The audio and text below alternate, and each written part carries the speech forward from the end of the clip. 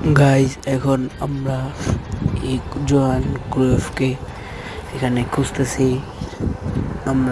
আমার কাছে এফসিতে কিছু টাকা আছে, এই টাকা দিয়ে ভাবতেছি একটা প্লেয়ার কিনবো। আমার ইচ্ছা আছে জোহান ক্রুইফকে কিনবো। এখন দেখা যাক কি হয়, পাই নাকি। আমার কাছে যে টাকা আছে তার মধ্যে পেয়ে গেছি, আমি এটাকে নিয়ে নিব। ওয়াচ লিস্টে নিলাম, এখন দেখো দাম কমান যায় কিনা।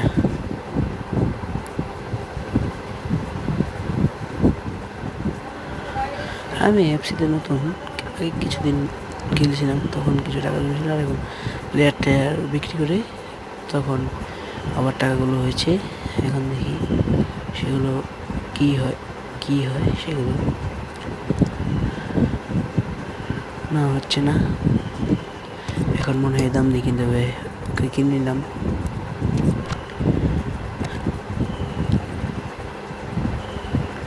এখন শুধু প্লেয়ারটা ক্লেম করা বাকি।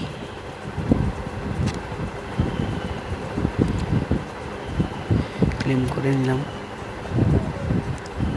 এখন আমার টিমের স্কোয়াডে চলে যাব। মানে এনরিককে বেঞ্চে বসিয়ে